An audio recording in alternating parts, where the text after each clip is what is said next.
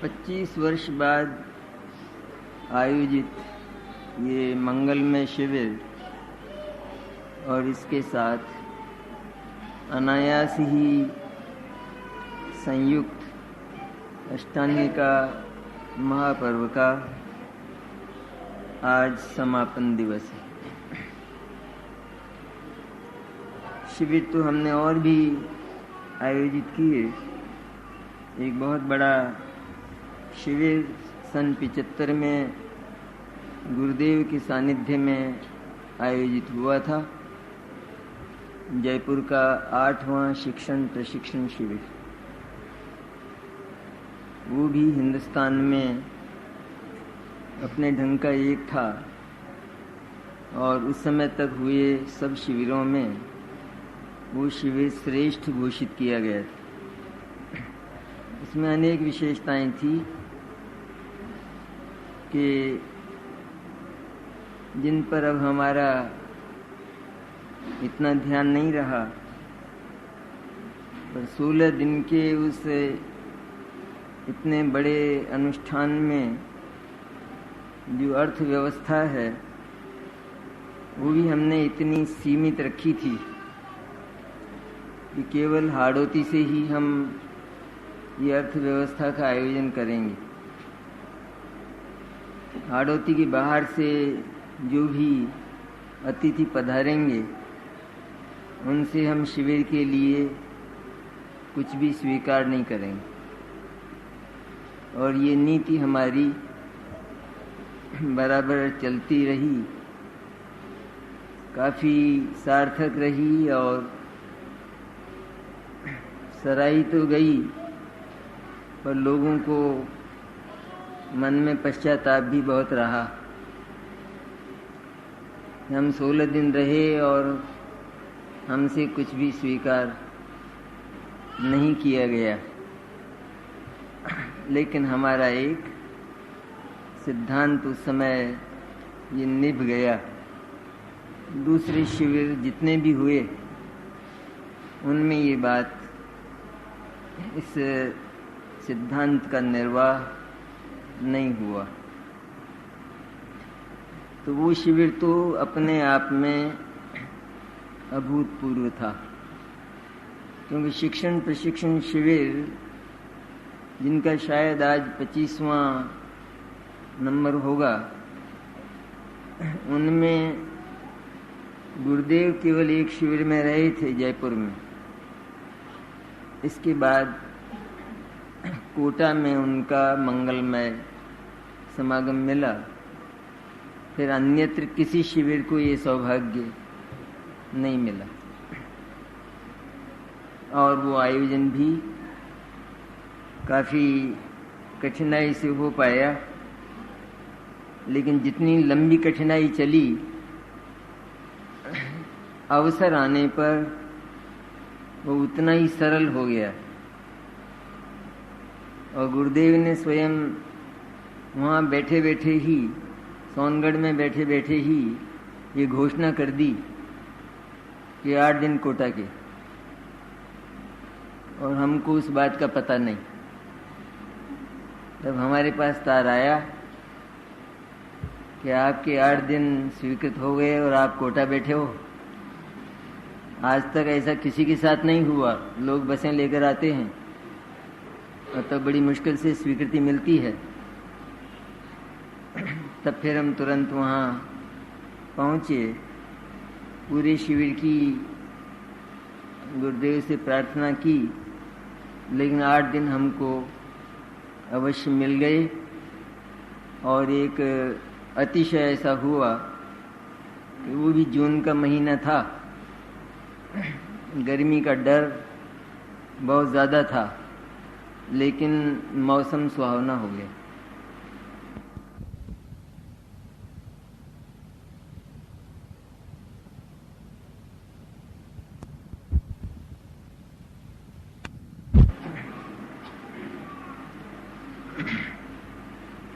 अपनी चर्चा भी जैन दर्शन हमारे व्यक्तित्व का विकास किस तरह करता है, ये काफ़ी गंभीर और बहुत ही महत्वपूर्ण, उससे भी अधिक प्रसन्नता पैदा करने वाला विषय है, क्योंकि व्यक्तित्व की परिभाषाएं जगत में बहुत हैं, अनेक हैं।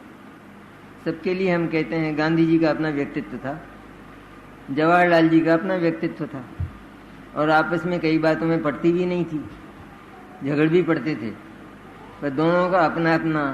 वल्लभ भाई पटेल का तीसरा ही व्यक्तित्व था। गांधी जी शांति चाहते थे और वो एकदम बम पटकना चाहते थे। इस तरह सबका अपना अपना होता है। यहाँ कहते हैं एक ही व्यक्तित्व है चैतन्य का, आत्मा का, और उसके विकास की जो विधियां हैं वो केवल एक काल के लिए नहीं, बस 3 काल के लिए सुनिश्चित हैं, जिससे आदमी को कहीं भटकना न पड़े, जीव को कहीं किसी कोई दूसरी बात या दूसरा विधि विधान तलाश न करना पड़े। ऐसी निश्चय और व्यवहार रूप उसकी विधियां हैं। व्यवहार से अपनी भावभूमि को कोमल बनाता हुआ उस कोमलता की पृष्ठभूमि में पुरुषार्थ करके सम्यक दर्शन ज्ञान चारित्र को उत्पन्न करके बढ़ाता हुआ अंत में अपने चरम व्यक्तित्व का विकास कर लेता है, अर्थात सिद्धि को प्राप्त कर लेता है।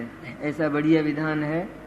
एक विद्यार्थी की तरह जिसने एक कक्षा पढ़ी, एक कक्षा को पढ़कर फिर दूसरे अवलंबन स्वीकार किए, फिर उन अवलंबनों में वह अपनी मेहनत करता है, तो उसको पार किया फिर और दूसरी आगे की। ठीक ऐसी कैसी रीति है कि हमारे जो अवलंबन हैं, देवशास्त्र गुरु, अभक्ष्य का त्याग, अनीति का त्याग, जिस अनीति का हमने बहुत विस्तार किया और हमारे रोम रोम में छाई हुई है, उस अनीति का त्याग मनुष्य को ही नहीं तिरंज को भी हो जाता है, क्योंकि वो जो विशुद्ध परिणाम है, वो विशुद्ध परिणाम तो सबके लिए आवश्यक है। अधिक विशुद्धि हो वो बात अलग है, वो हमको साधन ज़्यादा मिल जाए तो वो एक अलग बात है साधनों की अपेक्षा, पर उतनी विशुद्धि तो, उतनी कोमलता तो सबको चाहिए। और इस तरह एक ऐसा वैज्ञानिक क्रम है, विशुद्धि प्राप्त की, उसमें परिश्रम किया, अंतरंग पुरुषार्थ अलग से, विशुद्धि का सहारा लेकर नहीं। विशुद्धि तो अपने में जमीन की तरह पड़ी रही, भूमि की तरह, और वहां से उसने पुरुषार्थ प्रारंभ किया, तो उस अंतर्मुख पुरुषार्थ में जो उपलब्धि हुई वो उसके व्यक्तित्व की वास्तविक उपलब्धि, सम्यक दर्शन ज्ञान चारित्र। तो हमने पहला चरण जो व्यक्तित्व विकास का है, सम्यक दर्शन, उसकी चर्चा के बाद 1-2 दिन में जो सम्यक दर्शन 5 लब्धि पूर्वक, मैंने परिणति के 5 रूप जब होते हैं तब सम्यक दर्शन की प्राप्ति होती है, ऐसा नियम है। एक नियम दिया ये, तो उनमें 5 लब्धि का स्वरूप हमने सुना और उसका निष्कर्ष ये निकला कि सम्यक दर्शन 5 लब्धि पूर्वक होता है।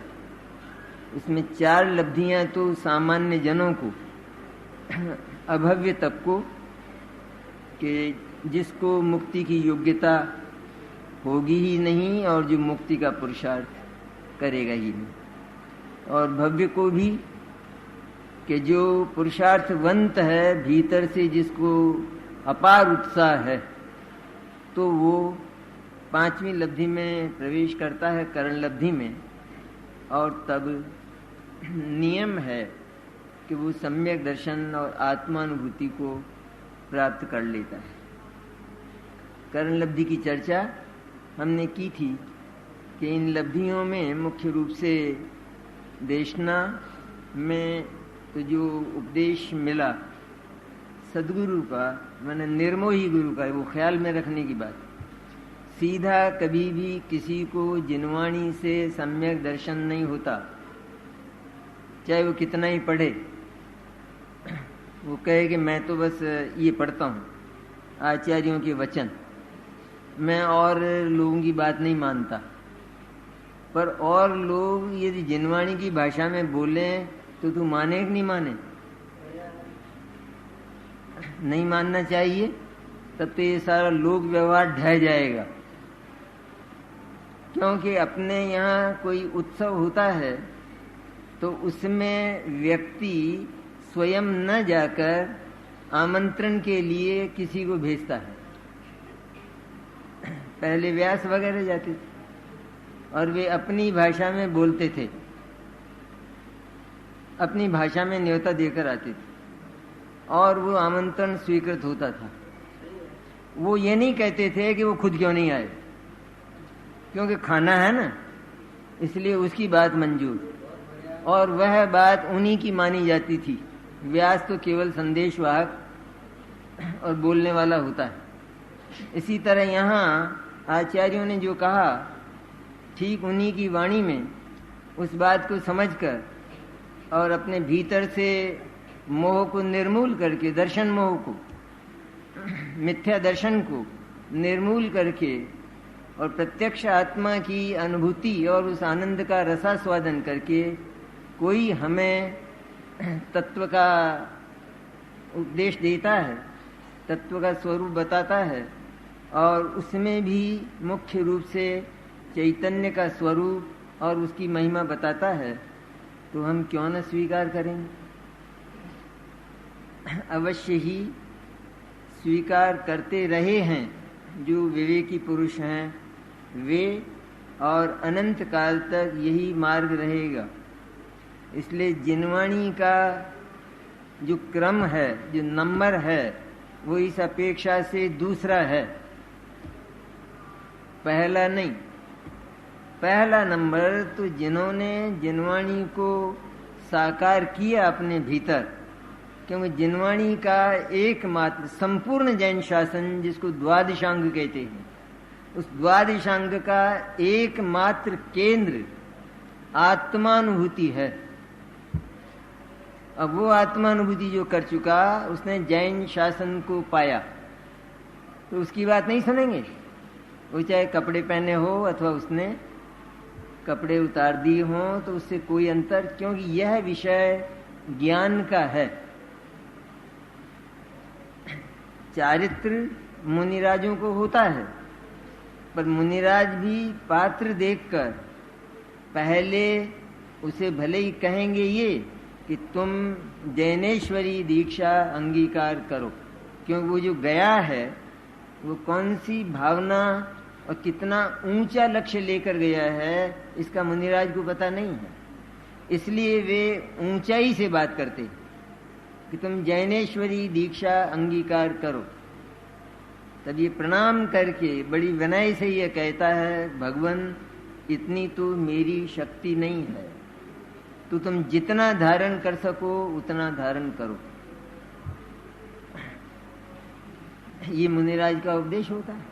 जितना छोड़ सको उतना छोड़ो, जितना धारण कर सको भीतर से उतना धारण करो। ऐसा नहीं कहते कि ये छोड़ दिया है तो ये खाने लगो, आलू छोड़ दिया है तो मटर खाने लग जाओ शाकाहार में, ऐसा नहीं बोलते। ये उपदेश नहीं है जिनवाणी में। छोड़ दिया है तो ठीक है, जितनी तुम्हारी शक्ति है, क्योंकि छोड़ भी दोगे और शक्ति नहीं है तो बार बार उसका विकल्प होगा। और हमारे यहाँ तो आत्मा का भोजन विकल्प को कहते हैं, रोटी को नहीं कहते। मुनिराज को अगर दूसरी बार आहार का विकल्प आ जाए, एक बार तो अंतराय हो जाए, दूसरी बार आहार का विकल्प आ जाए तो फिर उन्होंने 2 बार खाया और मुनित्व से स्खलित हुए। इसलिए एक ही बार बहुत कमजोर विकल्प आता है आहार का, तेज विकल्प नहीं आता। वो निकल जाते हैं जैसे ही तेज कहिए, और बहुत कमजोर विकल्प आता है, उसमें भी उनकी शर्तें पूरी पड़ जाएं तब तो वो आहार करते हैं, और शर्त पूरी न पड़े तो वापस आ जाते हैं और अपने दूसरे काम में लग जाते हैं। तो आहार का विकल्प फिर दूसरे दिन तक आता ही नहीं। इतनी शक्ति शरीर की नहीं लेकिन आत्मा की होती है। शरीर तो भले कृश हो, तो कृश होने पर भी शरीर स्वयं अनुभव नहीं करता है भूख का, लेकिन शरीर में क्षुधारू जो जठराग्नि का परिणमन होता है उसको आत्मा जानता है, और तब आत्मा में जब राग होता है तो वो उसका वेदन करने लगता है। इसलिए शरीर में चाहे कुछ भी हो लेकिन वहाँ पर वेदना नहीं होती है। तो इस तरह मुनिराज भी, चाहे वे बिना वस्त्र वाले मुनिराज हों अथवा वस्त्र वाला कोई गृहस्थ हो, यदि हमने उसकी प्रामाणिकता का निश्चय किया और उसके तत्वज्ञान की प्रामाणिकता हमारे हृदय ने स्वीकार की तो उस बात को सुनना चाहिए और उसे स्वीकार करके उसकी सत्यता पर निर्णय करके और आगे प्रायोगिक लब्धि में बढ़ना चाहिए। तो उसका नाम देशना लब्धि कहलाता है। इसलिए देशना के लिए किसी को तलाश करने जाए ये भी नहीं होता, क्योंकि ये पात्रता हम स्वयं ही जगाएं। ऐसा योग भी मिलता है कि कोई मिल भी जाता है, कोई अगर नहीं मिलता है और हम कहें कि कोई है ही नहीं उपदेश देने वाला, तो इसका अर्थ ये हुआ कि उसके चित्त में सत्य उपदेश सुनने की आतुरता पैदा हुई। इसका अर्थ ये हुआ ना कि कोई उपदेश देने वाला दिखता नहीं है और मुझे सन्मार्ग ढूंढना है, सन्मार्ग सुनना है मुझे। ये भीतर से उसको जो भूख पैदा हुई, भीतर से आतुरता पैदा हुई, ये आतुरता उसे सद्गुरु का संयोग करा देती, चाहे वो आसमान से उतर कर आवे, लेकिन वे आ जाते। तो वो आतुरता होनी चाहिए, भले ही वो आतुरता हमें जिनवाणी से जागे, यद्यपि जिनवाणी सीधी नहीं समझी जा सकती। इसलिए हम में यहाँ जितने लोग बैठे हैं वे ये कहते हों कि हम तो घर पर ही स्वाध्याय कर लेते हैं, तो उनका स्वाध्याय कभी नहीं होता, बल्कि उनका जो मिथ्या आग्रह है वह जिनवाणी से पुष्ट हो जाता है।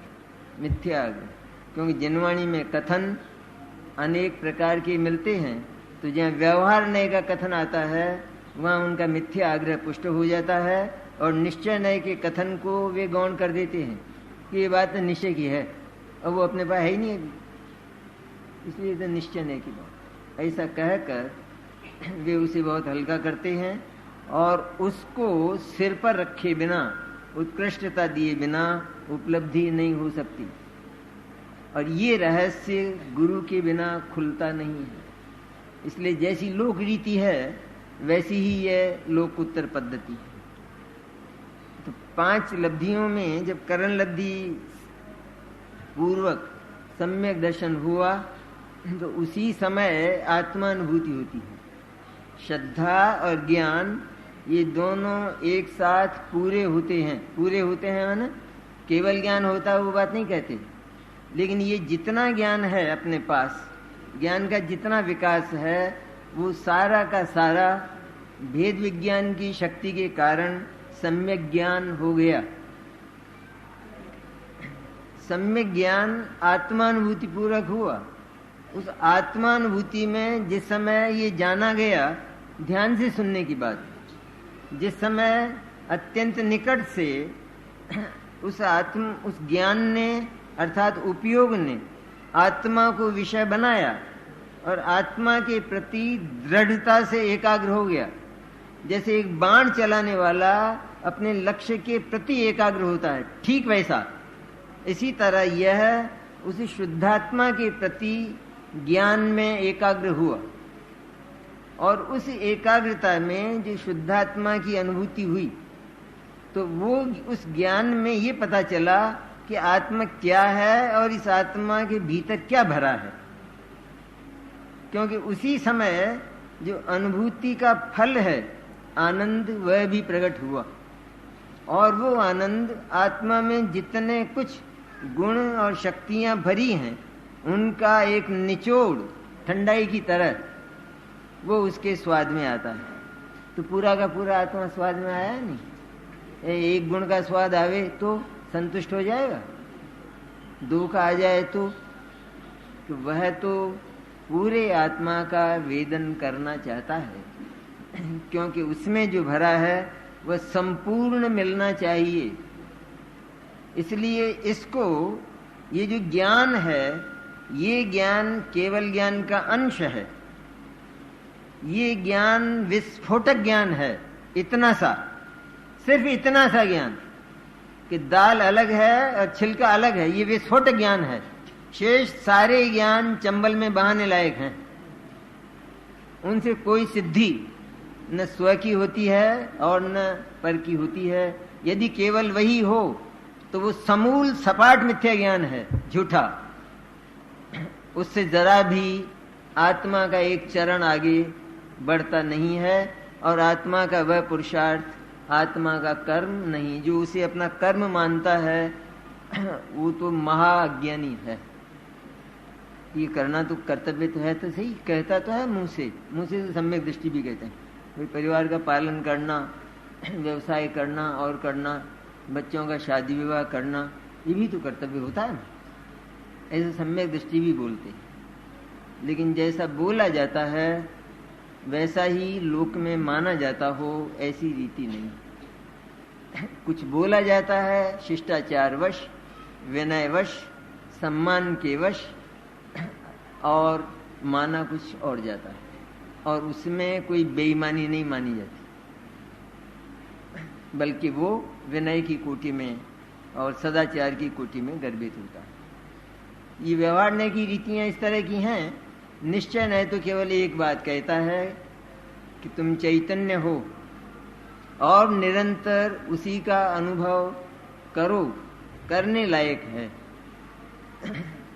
सारे संसार में ये पद्धति है कि वह जिसे अपना मानता है उसे निरंतर उसी का विचार और उसी का विकल्प रहता है। जिस किसी को भी मानता हो तो उसे विचार और विकल्प किसका रहता है? तो ये एक मनोवैज्ञानिक सत्य हुआ ना, मनोवैज्ञानिक तथ्य और मनोवैज्ञानिक सत्य है कि वो जिसको अपना मानता है उसी का विचार और विकल्प उसको अधिक आता है बल्कि धारावाहिक आता है। और दूसरी बातें उसे सुनने को तो मिलती हैं, लेकिन तो भी वह उनको आया गया करता है। जैसे एक तो अपने बच्चे का एक्सीडेंट हुआ और उससे ज्यादा एक्सीडेंट एक दूसरे बच्चे का, पड़ोसी के बच्चे का हुआ, किसका विचार ज्यादा है? और कहते हैं कि अपना बच्चा तो ठीक होने लायक है और वो दूसरा बच्चा मरणासन्न है, तो हम उसकी बात तो बीच बीच में भले ही कर दें, बेचारों इनको भी बहुत बुरा हुआ और इनके भी बच्चे को बहुत बुरी चोट है, लेकिन हमारे कलेजे में कौन बैठा है? जिसको हम अपना मानते हैं उसके प्रति विचार उठाने नहीं पड़ते, उसके प्रति विकल्प उठाना नहीं पड़ता, लेकिन विचार की और विकल्प की एक सहज धारा प्रवाहित होती है। अब हमने ये जाना कि इस विश्व का एक अणु भी, बल्कि अणु का एक अविभाग प्रतिच्छेद भी, वह मेरे काम का नहीं और मेरा उससे कोई संबंध नहीं है, उससे कोई आदान प्रदान भी मेरा नहीं हो सकता। और सबसे बड़ी बात ये कि मुझे आवश्यकता नहीं, क्योंकि मेरे पास इतना है कि बीत नहीं सकता, तो मैं किसी से संबंध बना के क्या करूं? संबंध तब बनाया जाता है जब अपने को कमजोर माना जाता है। जब मेरे पास इतना है कि वो अनंत काल तक भी व्यतीत होने वाला नहीं है, तो ये संबंध किससे बनावे और क्यों बनावे?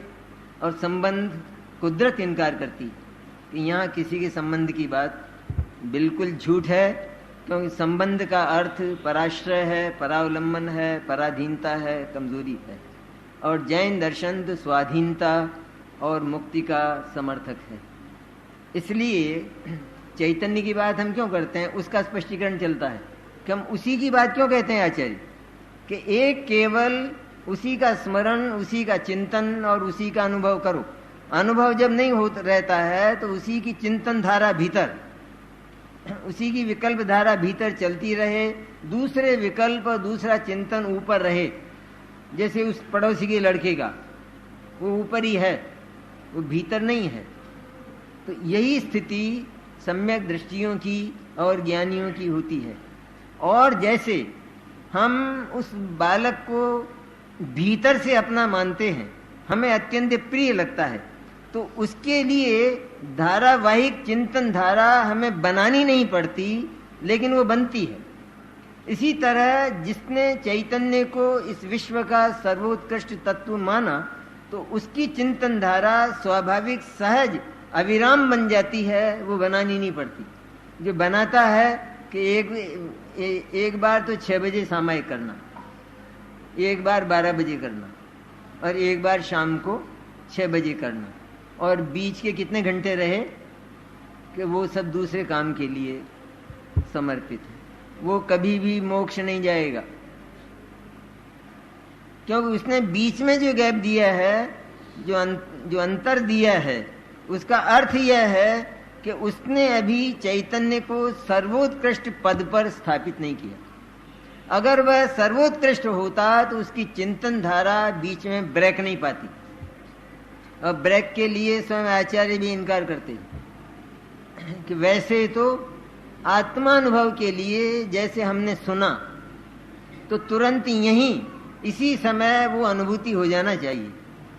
इतनी मीठी, इतनी मधुर, इतनी स्वादिष्ट लगना चाहिए वो, क्योंकि जिनवाणी उसका यशोगान करती है। भगवान सर्वज्ञ भी उसी का यशोगान समोसरण में करते हैं, तो वो यशोगान करती है तो वो इतना मधुर लगना चाहिए चैतन्य कि उसकी धारा अविराम रहे।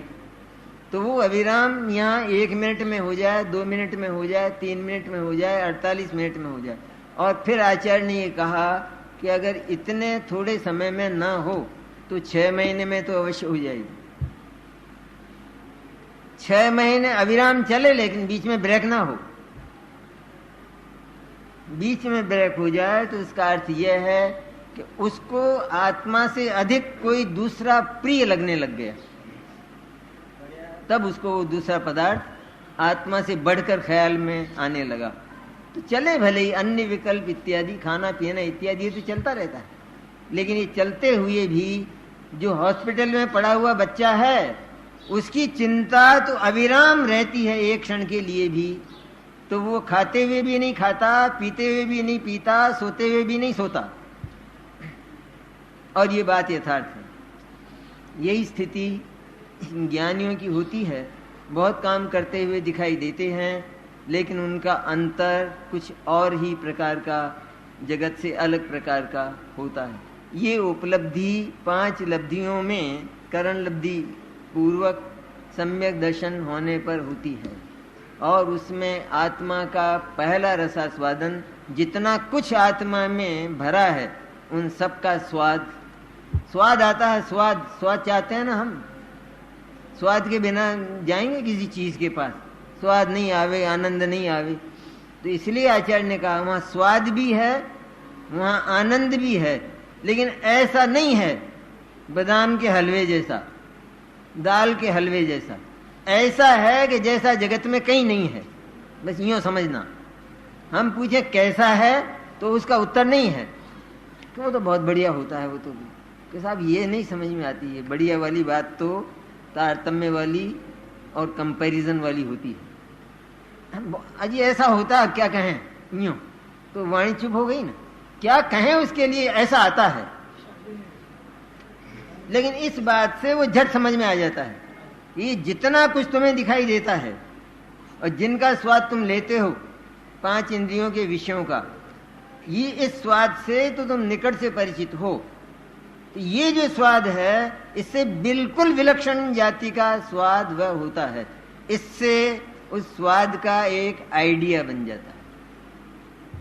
स्वाद भले ही नहीं आया हो, लेकिन उसका आइडिया बन जाता है और अंत में तो वो स्वाद जो करण लब्धि में जैसे जैसे विचारों में घनत्व आया तो वहाँ अंत में विचार घनीभूत होकर विचार कोटि समाप्त हो जाती है।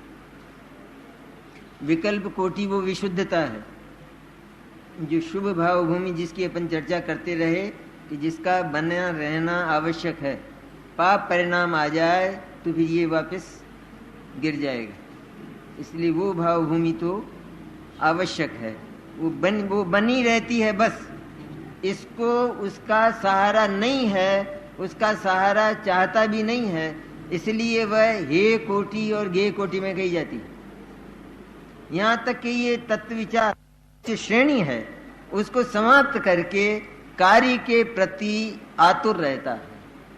तो विचार ही किया करें, काम कब करोगे? रात भर विचार किया कि दूसरे दिन बारात आने वाली और ये व्यवस्था करना है, ये इस तरह सब सारा तो पूरी व्यवस्था बारात की विदाई तक की सारी बात कर ली, कॉपी में लिख ली और काम सबको बांट दिया। सवेरे कहा कि लो भाई चलो काम करो, कि रात को तो गया सब, कि रात को तो कुछ भी नहीं हुआ। अरे भाई सब हो गया, पहुंचाई थी, बारात ही विदा कर दी, आ भी गई।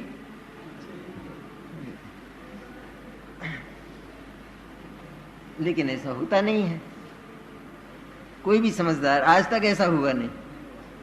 अभी तो एक नक्शा बना मकान का, मकान तो अब बनेगा, लेकिन फिर भी मकान का नक्शा बने बिना मकान नहीं बनता, और मकान का नक्शा बन जाए तो मकान नहीं बनता। लेकिन जिसे मकान बनाना है उसके पास यदि मकान का नक्शा है तो फिर उस मकान का नक्शा माने कागज, और उस कागज में जो लाइनों का विभाग है उन लाइनों के विभाग को हम कागज की लाइनें और कागज का विभाग न कहकर कहते हैं कि ये तो हमारा किचन है, ये हमारा ड्राइंग रूम है, ये हमारा डाइनिंग रूम है, और ये हमारा और ये सब है, बेडरूम है।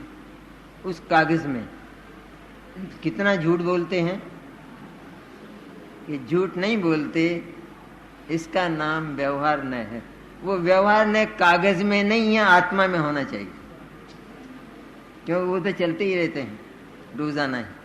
लेकिन यहाँ हो कि हम उस विशुद्धि को, कि जिस विशुद्धि के होने पर काम होता है, अनुभूति होती है, उस विशुद्धि को जाने और उस कार्य के मैंने आत्मानुभूति के लक्ष्य पूर्वक उस विशुद्धि को धारण करें। चाहे किसी के उपदेश से धारण हो, चाहे हमारी विशुद्धि बनी बनाई हो। ऐसा भी हो सकता है कि विशुद्धि की भूमिका स्वयं ही किसी की ऐसी होती है कि अपने आप ही जिनको परिणाम नरम होते हैं, अधिक क्रोध नहीं आता, अधिक मान नहीं आता, अधिक मायाचार नहीं होती, अधिक लोभादि नहीं होते, ऐसी स्वतः ही किसी की एक नीतिमय भूमिका अपने आप होती है, और किसी को उपदेश देने पर वो बात पैदा होती है। या कोटा में थे ना एक सज्जन, तो वो इतने सरल थे कि उनके ऊपर लोग थूक देते थे, सच्ची बात। तो यूँ कहते थे कि तुम्हारा थूक तो बहुत ठंडा ठंडा लगा जी। मैंने आंख का कोना भी लाल होना तो बहुत दूर रहा, लेकिन उनका उत्तर ये होता था। तो कितनी मंद कषाय, कितनी नरमाई। तो ऐसी सरलता चारों कषायों में जब जीव को हो, हिंसादि पापों के प्रति जिसे सहज ही भय हो, तो ऐसा जो जीव है वो विशुद्धि वाला कहलाता है। उसको यदि तत्व की बात सुनाई जाए और मताग्रह भी ढीला हो, क्योंकि ये सब बातें हैं, और मताग्रह पुष्ट हो कि ये तो सब ठीक है, लेकिन अब मेरा धर्म तो वो है, तो उसको नहीं होगा। लेकिन जो इस विशुद्धि में सत्य सुनने के लिए आतुर हो, अथवा सुनकर जिसे आतुरता पैदा हो जाए, दो बात हो सकती है ना। अभी यहाँ इस सभा में ही कोई ऐसे व्यक्ति बैठे हों कि जिन्होंने जैन कुल में जन्म नहीं लिया, जो इस बात को जानते भी नहीं थे, लेकिन जिन्होंने ये बात सुनी तो उनकी चित्तभूमि इतनी नरम होती है कि उनको झट्टी ये सत्य स्वीकृत हो जाता, बात तो ये सही है, आज तक ऐसी बात कहीं सुनी नहीं, तो ये सत्य स्वीकृत हो जाता है, तो उसका गणित मिथ्या तो खत्म हो जाता है कि अब मुझे किसी की सुनना नहीं है और किसी की बात मानना नहीं है। इसलिए देशनालब्धि में गणित मिथ्यात्व का तो काम समाप्त हो गया। प्रायोग्य में चैतन्य का विचार और कर्ण में चैतन्य का गहरा विचार बहुत, और निरंतर उधर तो विशुद्धि का बढ़ना, इधर विचारों में चैतन्य की महिमा बढ़ना, दो न्यारे न्यारे काम है अलग अलग। विशुद्धि है शुभ भाव धारा, शुभ भाव भूमि, वो भी जैसे खेत की मिट्टी का नरम रहना और उसमें अंकुर का खिलते जाना। अगर वो ढेले ही ढेले हों, पानी नहीं उसमें डाला गया हो और बीज डाल दिया गया हो तो अंकुर पैदा नहीं। इसलिए वो नरमाई रहना, कोमलता रहना तो आवश्यक है, लेकिन वो नरमाई और वो कोमलता बीज के उगने में कोई मदद नहीं करती। बीज उगने लायक होना चाहिए। इसी तरह उसको उपादान कहा हमारे यहाँ कि उपादान मैंने जिस जीव को सम्यक दर्शन और आत्मानुभूति होना है, उस जीव में ये उत्साह, ये पुरुषार्थ और ये योग्यता होना चाहिए कि वो उस समय, उस अवसर में, उस चांस में वो काम कर सके और वो काम करे, तब आत्मानुभूति होती है। और उस समय जो आनंद है वो विलक्षण प्रकार का अतीन्द्रिय आनंद उसे कहते हैं, आनंद धारा। और उसमें उसको शुद्धोपयोग भी नाम, शुद्धोपयोग, निर्विकल्प समाधि, आत्माभिमुख परिणाम, स्वसंवेदन, कई नामों से उसे पुकारा जाता है, बात एक ही है। और ये जो शुद्धोपयोग है यह सम्यक दर्शन ज्ञान चारित्र की त्रिवेणी है। इसमें सम्यक दर्शन ज्ञान चारित्र तीनों गर्भित हैं। शुद्धोपयोग में इन तीनों का एक साथ जन्म हुआ है। सम्यक दर्शन पूरा हो गया, सम्यक ज्ञान पूरा हो गया, केवल ज्ञान नहीं हुआ, फर्क है बात में। केवल ज्ञान युगपत सबको जानता है, बस सम्यक ज्ञान पूरा हो गया, सम्यक ज्ञान में कसर नहीं है। अर्थात जैसे केवल ज्ञान पदार्थों को यथावत जानता है, उसी प्रकार ये सम्यक ज्ञान भी कम विकास वाला, बहुत अल्प विकास वाला होने पर भी यह तीन लोक के पदार्थों को यथावत जानता है। और जानना कितना सा है, जानना कितना सा है। ये तो दाल है खाने लायक उपादेय, और ये छिलका है चंबल में फेंकने में, कितना सा जानना है। क्योंकि बाकी ज्ञान तो बंद करके रख लो, बाकी ज्ञान की जरूरत नहीं है। इतना सा ज्ञान, इतना एक आकर्षक प्रकरण है ये कि इतना सा ज्ञान वह केवल ज्ञान के अंश को श्रुतक ज्ञान के रूप में उत्पन्न कर देता है। और वो श्रुतक ज्ञान ऐसा विस्फोटक होता है कि कर्मों की धज्जियां उड़ा देता है। अंतर्मूर्त में अगर वो बैठ जाए, पहली बार उत्पन्न हुआ और उसने उपशम से क्षायिक सम्यक दर्शन लिया और जम गया भरत की तरह, तो फिर केवल ज्ञान लेकर ही उड़ता है। और इसे केवल ज्ञान मिलता है, उन महामहोपाध्यायों को नहीं मिलता, उन 11 अंग के पढ़ने वालों को भले ही ना मिले, लेकिन इसको केवल ज्ञान इसलिए मिलता है कि इसे ज्ञान में, छोटे से जरा से ज्ञान में इतनी ताकत, इतनी शक्ति कि इसने शुद्ध चैतन्य के साथ अपनत्व करके और सबको ठुकरा दिया। जगत की आकर्षक से आकर्षक संपत्ति उसको इसने ठुकरा दिया। इतनी ताकत इस ज्ञान में। और ज्यादा ज्ञान वाला हो तो भी क्या, तो भी कहे कि हाँ ले आना ले आना ले आना, अभी तो खाली है, चलेगा। तो उस ज्ञान को क्या करें, वो ज्ञान तो बेईमान है। सचमुच ईमान धर्म वाला तो श्रुतक ज्ञान का ये इतना सा कण है, और ये कण मोक्ष मार्ग का साधक है खास। इसमें तीनों आए। सम्यक दर्शन पूरा हुआ, पूरा इसलिए होता है कि वो अधूरा हो ही नहीं सकता। जैसे हमारे परिवार में हमारी माँ है, तो हमारी माँ को हमने आधा तो अपना मान लिया, आधा और मानना बाकी है। ऐसा कभी होता है? ये पत्नी ने पति को आधा तो मान लिया, तो आधा और मानना बाकी है।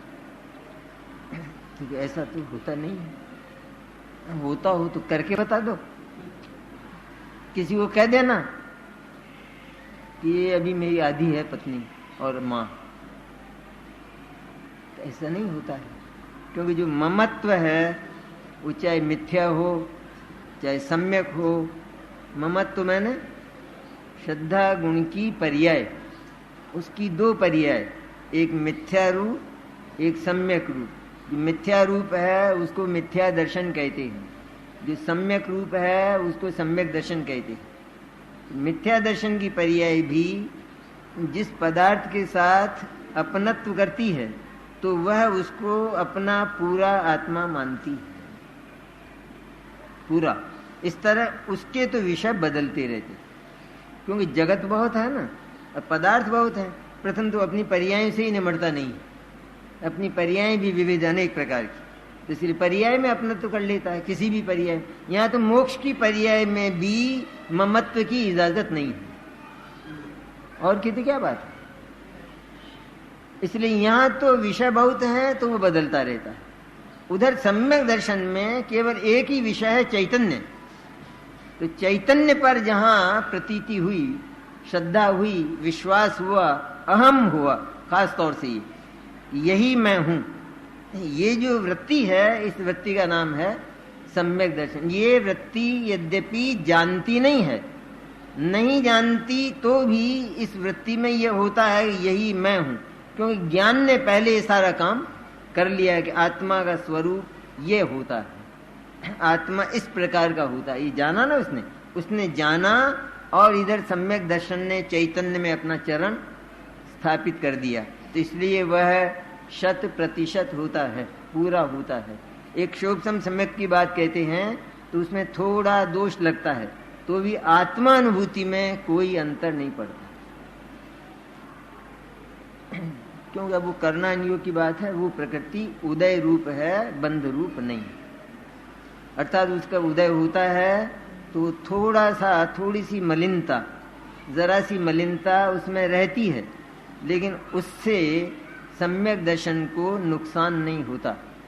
और जैसे क्षायिक सम्यक दृष्टि आत्मा का अनुभव करता है, उसी तरह वो भी कर लेता है।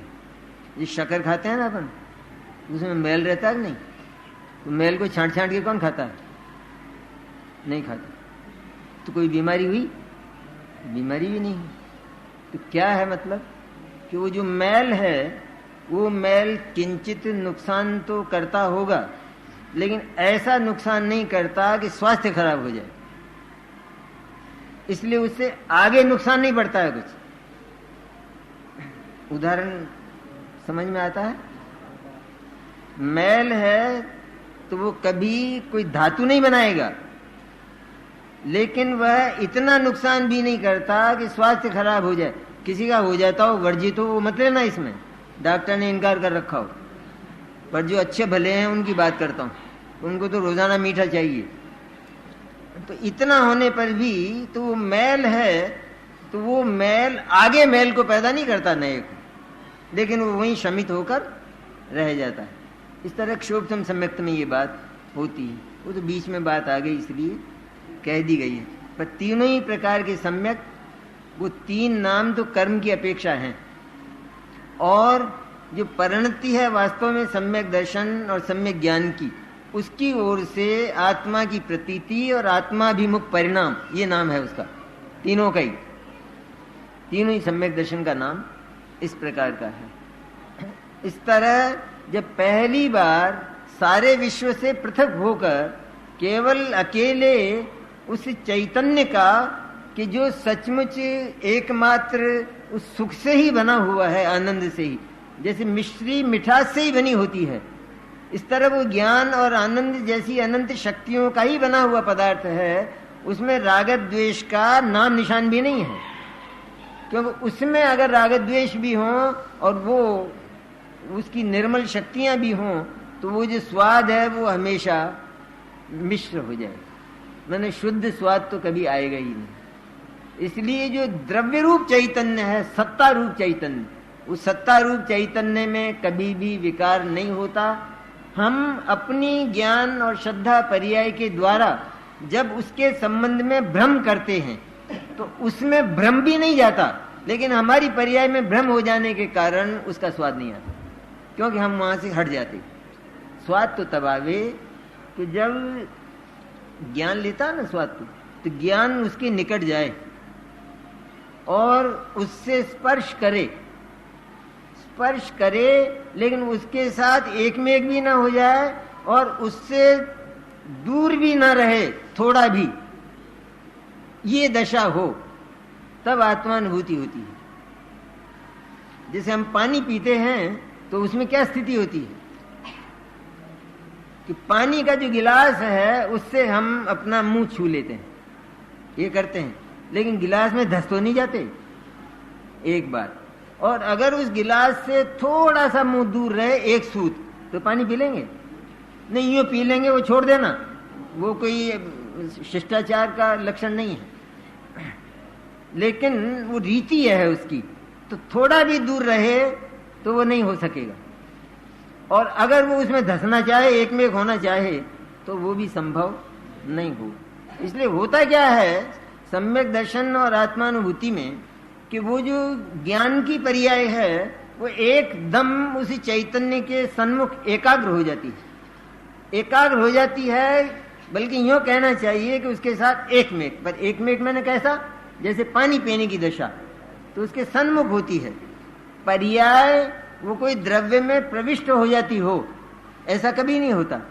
द्रव्य में प्रविष्ट हो जाए तो द्रव्य और पर्याय दोनों एक हो जाएंगे, इसलिए ऐसा नहीं होता है। तो वो पर्याय द्रव्य से दूर भी नहीं रहती। अच्छा, एक बात, अब ये जो आनंद होता है, ये आनंद कहां से आता है कि सच में जो आनंद है वो तो उस द्रव्य में सत्ता में भरा हुआ है, सत्ता में भरा है। जैसे पानी गिलास में भरा है, तो हमारे मुंह में जो पानी आता है तो वो पानी है तो गिलास जैसा ही, लेकिन हमारे मुंह में अगर ताकत नहीं है तो आएगा ही नहीं, पीने की अगर शक्ति नहीं है। तो सारा आनंद तो द्रव्य में ही भरा है, लेकिन ये जो पर्याय है इसमें ऐसी कुछ विशेषता है, ऐसी विलक्षणता है कि इसने द्रव्य की ओर देखा और देखते ही ये पर्याय आनंद से भर जाती है और द्रव्य का पूरा आनंद द्रव्य के पास रहता है। इसलिए अनंत काल तक अनुभव करने पर भी द्रव्य का आनंद बीतता नहीं, सुख बीतता नहीं। जैसे एक नींबू को ले हम, तो नींबू सामने रख लें और हमारे मुंह में पानी आया करे, एक बार पानी आया फिर निकल गए, फिर दूसरी बार पानी आया फिर निकल गए। अब वो नींबू कब खत्म हो जाएगा? और ये पानी ये भी आता रहेगा। तो इससे अधिक सुविधा और व्यवस्था हमको क्या चाहिए? लोक में तो इस प्रकार की न सुविधा है और न व्यवस्था। वहां तो बीतेगा ही बीतेगा, बदलेगा ही बदलेगा, या तो खाने वाला थकेगा या फिर माल बीत जाएगा, दोनों में से कोई बात होगी। यहाँ माल नहीं बीतता है और खाने वाला थकता नहीं है, क्योंकि वो अतिशय अनंत आनंद है वो, और विलक्षण है, ये है उसमें बात। उसकी जाति ही न्यारी है। वो जो देव हैं सर्वार्थ सिद्धि वाले और इंद्रादिक, उनको जो अमृत झरता है उससे अनंत गुना आनंद नहीं है वो, क्योंकि तब तो यह है कि उनको अमृत झरता है तो उनको और अच्छा अमृत होता होगा, तो वो तो पौद्गलिक है।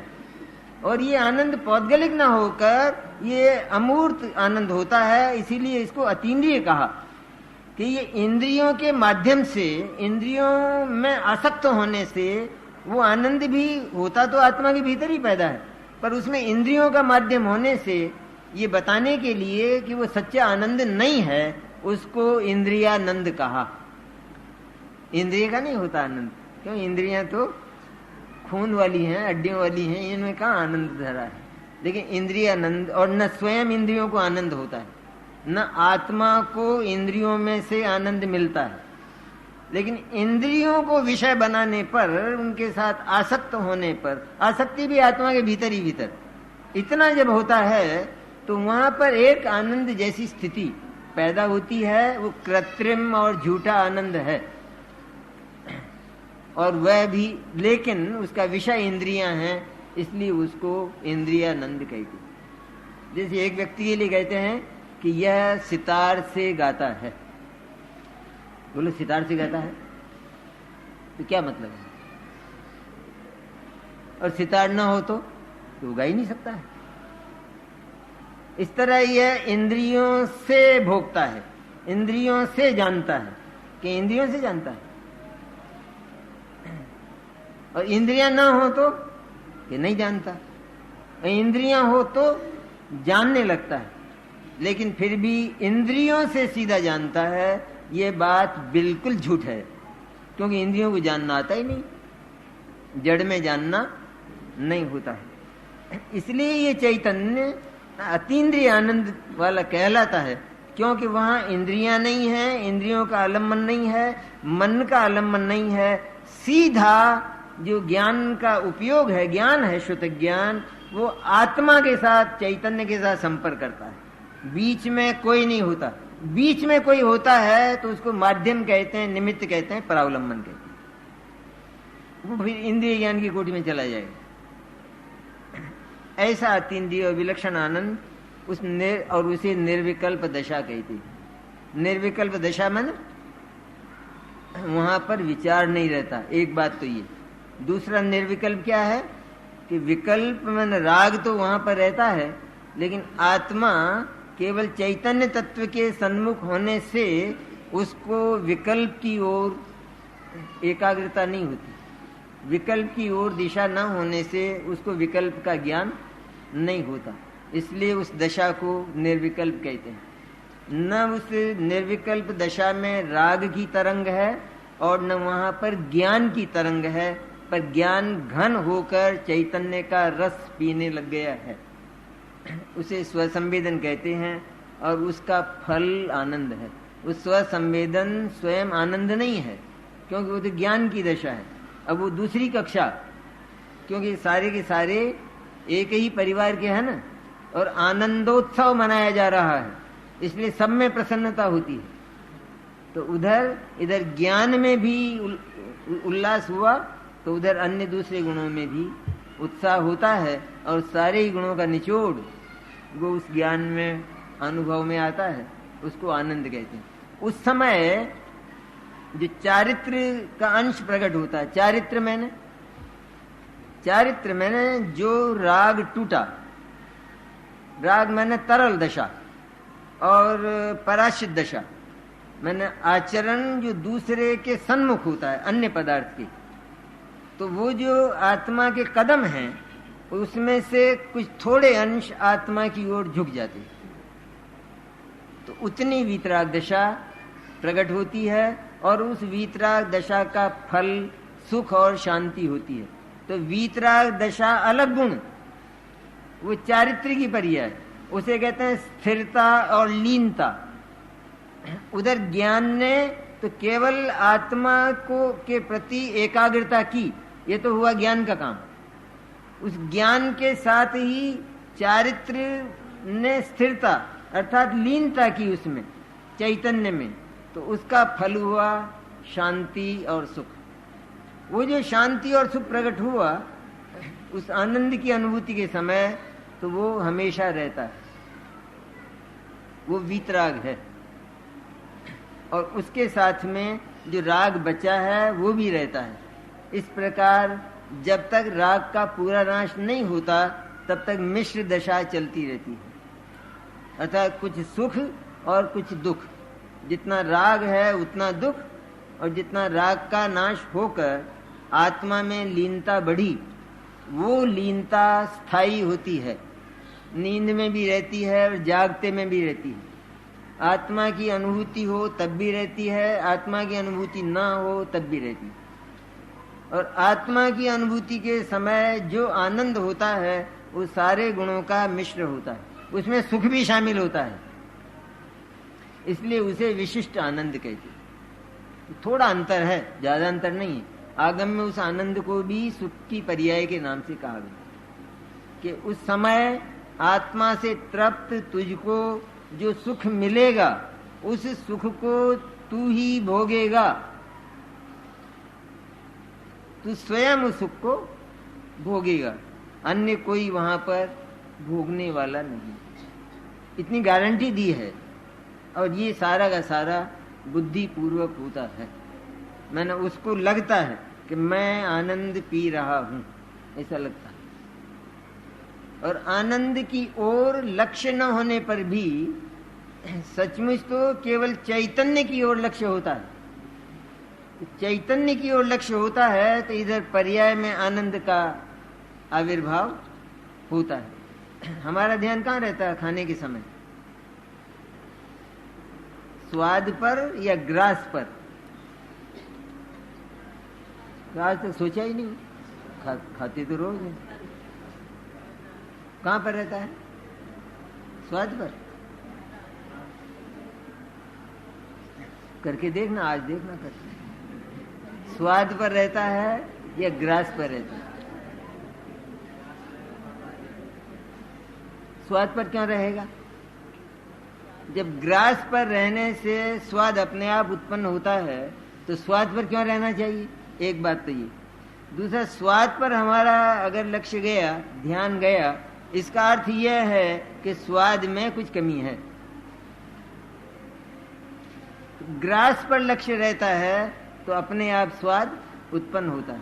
अब उसकी वैज्ञानिकता कि जो ग्रास है वो तो स्थायी है, जैसे भोजन वो तो स्थायी है, तो उस पर जहां हमने लक्ष्य किया तो वो तो धारावाहिक है। इधर जो एक एक समय में ग्रास लेते हैं तो उस ग्रास का जो आनंद है वो आनंद का भी समय, मैंने वो ग्रास गया और वो आनंद भी गया, लेकिन तत्काल दूसरा ग्रास ले लिया तो आनंद की धारा टूटती नहीं है, चलती रहती है। और उधर जो लक्ष्य है वो हमारा उस अटूट भोजन पर बना रहता है। अगर कदाचित ये शंका हो जाए कि हलवा बीत गया तो वो थाली वाला भी हराम हो जाता। हलवा वही है। इसलिए ध्रुव का जो अवलंबन है वो आनंददायक होता है, और जहां अनित्यता का अवलंबन हो तो महाआकुलता पैदा करने वाला होता है। ये एक मनोवैज्ञानिक सत्य है। देखो आचार्यों ने बनाया है। कोई कहते हैं ये जैन दर्शन जो है वो देख कैसी बातें करता है, क्या करता है, ये तुम तो रोज ही करते हो, सवेरे शाम ही। तो वो चारित्र प्रकट हुआ, चारित्र लीनता को कहते हैं। भोजन में भी जाना, हमने पहले विश्वास किया इससे भूख मिटती है, ये जाना कि भोजन सुंदर है और निश्चित रूप में भूख मिटाने वाला है। इसके बाद पहला ग्रास भरा और उस ग्रास का स्वाद आया और उसमें हमारा चित्त लीन हुआ, उसका नाम चारित्र है। वो जो लीनता है, स्थिरता है। आचरण का नाम मतलब ऐसा नहीं कि अभी यहाँ है फिर वहाँ है फिर वहाँ है, उसका नाम आचरण नहीं। लेकिन एक स्थान पर स्थिरता का नाम भी आचरण है। आचरण नहीं है? जैसे हम टिकट खरीदने के लिए लाइन में खड़े हैं तो हम क्या कर रहे हैं? कुछ नहीं कर रहे, कुछ नहीं कर रहे, बहुत कुछ कर रहे हैं। स्थिर हैं तो भी हम प्रयत्नशील हैं, मैंने कुछ कर रहे हैं। क्योंकि यहाँ अगर लाइन तोड़ दी जाए तो टिकट मिलेगा ही नहीं।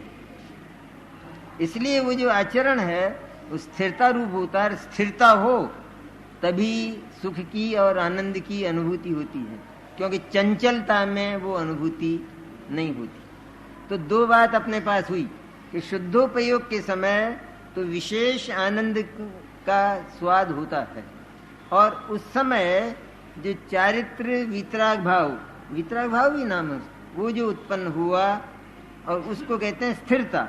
जितना राग की तरलता टूटी उतनी चैतन्य में स्थिरता हुई। तो वो स्थिरता वो चारित्र की दशा है। वो चारित्र की दशा हमेशा रहती है और उससे उत्पन्न होने वाला जो सुख है, जितना दुख मिटा तो उतना सुख पैदा हुआ।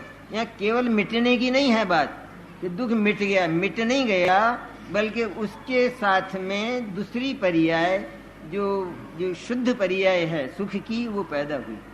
वो सुख भी निरंतर रहता है। उधर जितना राग है उतना दुख भी निरंतर रहता है। इस प्रकार परिणति में मिश्र दशा 12वें गुणस्थान तक चलती है, 10वें गुणस्थान तक चलती रहती है। 12वें गुणस्थान में वीतराग हुआ, राग पूरा चला गया तो अकेला वीतराग आनंद रहता है। ये चारित्र का काम है। और चारित्र क्या है? और दूसरा जो चारित्र कहा जाता है अनुव्रत महाव्रत आदि, वो तो सारे के सारे उस सहारे की तरह है, सहारे की तरह है। जैसे बहुत ऊंचाई हो और एक व्यक्ति कहता है कि मेरे से चढ़ा नहीं जाता, तो यूँ कहता है कि चल मैं तेरे को उठा लेता हूँ, तो वो उसने किया, लेकिन चढ़ना तो तुझे ही पड़ेगा। तो इसी तरह वो उठाना, वो तो एक विशुद्धि की भूमिका हुई कि उस अवसर में वो चढ़ सकता है, लेकिन उसने उठा लिया तो भी वो चढ़ता नहीं है, तो वो क्या करे? लेकिन उठाए बिना चढ़ा नहीं जा सकता, इतना अवश्य है। और उठा ले और वो चढ़ जाए ऐसी कोई गारंटी नहीं। इसलिए विशुद्धि की भूमिका ये अणुव्रत आदि, महाव्रत आदि, ये सारे शुभ भावों की पर्याय हैं। विशुद्धि का परिमाण एक ही प्रकार का होता है। परिमाण वो समझने की बात। विशुद्धि का परिमाण, परिमाण में ना उसकी मात्रा, वो तो एक ही प्रकार की होती है।